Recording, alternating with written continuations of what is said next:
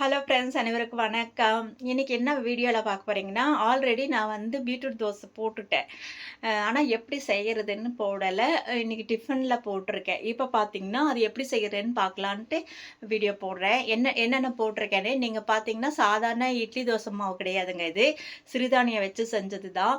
செமையாக இருக்கும். அதனால நீங்கள் யார் வேணாலும் சாப்பிடலாம், வயசானவங்க. ஏன்னா இப்போ இட்லி தோசை வந்து சுகர் உள்ளவங்கெல்லாம் கொஞ்சம் கம்மி பண்ணிப்பாங்க இல்லையா.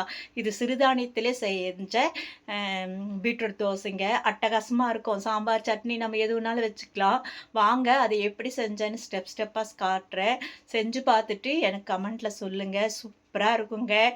சாதாவும் செஞ்சுக்கலாம், பீட்ரூட் போட்டு செஞ்சுக்கலாம், பூசணிக்காய் போட்டு செஞ்சுக்கலாம், சொரக்காய் போட்டு செஞ்சுக்கலாம், குக்கும்பர், வெள்ளரிக்காய் கூட போட்டு தோசை செய்யலாங்க. அவ்வளோ நல்லா இருக்கும்.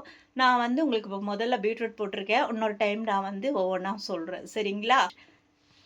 ஷேர் பண்ணி சப்ஸ்கிரைப் பண்ணுங்கப்பா. இப்போ பார்த்தீங்கன்னா அரிசி இல்லாதது தோசைங்க. கம்பு பார்த்தீங்கன்னா கம்பு சுத்தம் பண்ணி எடுத்து வச்சுருக்கேன். எல்லாமே சிறுதானியத்தில் கொஞ்சம் கல் இதுவெல்லாம் இருக்குங்க. பார்த்து சுத்தம் பண்ணிக்கணும், அவ்வளோதான். சரிங்களா? அளவு அப்படியே எடுத்துக்கிட்டேன். அளவெல்லாம் இல்லைங்க. நீங்கள் உங்களுக்கு எவ்வளோ வேணுமோ போட்டுக்கோங்க. ஃபுல்லாமே சிறுதானியம் தான். சரிங்களா? அதுக்கப்புறம் ராகி எடுத்திருக்கேன். நான் இருந்தது முக்கா டம்ளர் இருந்தது. மீதியானதெல்லாம் அப்படியே எடுத்து போட்டுட்டேன். அதுக்கப்புறம் வெள்ளை உளுந்து எடுத்திருக்கேன். கொஞ்சம் வெந்தயம், அவ்வளோதான். அரிசியே கிடையாதுங்க. ஃபுல்லாக சிறுதானியம்தான். கம்பு, சோளம், அப்புறம் ராகி, உளுந்து, வெந்தயம் நல்லா 4 மணி நேரம் ஊற வச்சுட்டேங்க. நல்லா கழுவிட்டு ஊற வச்சுட்டு மிக்சிலே அரைச்சிக்கிட்டேங்க. எப்பவும் போல் மிக்சிலேயே அரைச்சி உப்பு போட்டு மூடி வச்சுட்டா 4 மணி நேரம் ஆனாவே புளிச்சிருங்க. நம்ம அரிசி மாதிரி 5 மணி நேரம் 6 மணி நேரம் எல்லாம் வேண்டியது இல்லை. நீங்கள் ஒரு 11 மணிக்கு காலையில் ஊற வச்சுட்டு 11 மணிக்கு அரைச்சி வச்சிங்கனாவே நைட்டுக்கு ஆகிடும். அந்த மாதிரி தாங்க நான் செஞ்சுருக்கேன். நல்லா கலக்கி வச்சுட்டேன். அதில் பாதி எடுத்துருக்கேங்க. எனக்கு ஃபுல்லாக வேண்டான்ட்டு பாதி எடுத்துக்கிட்டேன். மீதி பாதி இருக்குது. ஒரு பீட்ரூட் எடுத்திருக்கேன். நல்லா தோல் சீவிக்கலாம். தோல் சீவிட்டு சின்ன சின்னதாக கட் பண்ணியிருக்கேன்.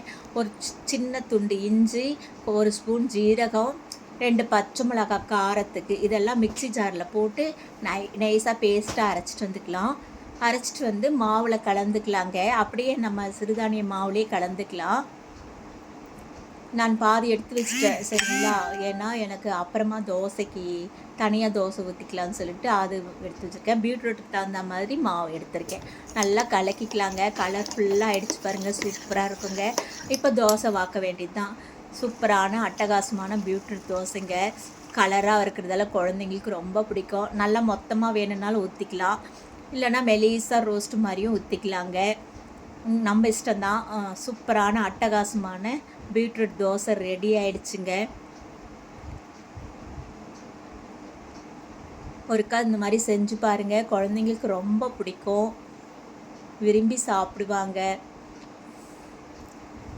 இதுக்கு பார்த்திங்கன்னா தேங்காய் சட்னி, கார சட்னி எதுனாலும் இருக்கலாம். நான் சாம்பார் இருந்தது, சாம்பாரே வச்சுக்கிட்டேங்க. அவ்வளோதாங்க.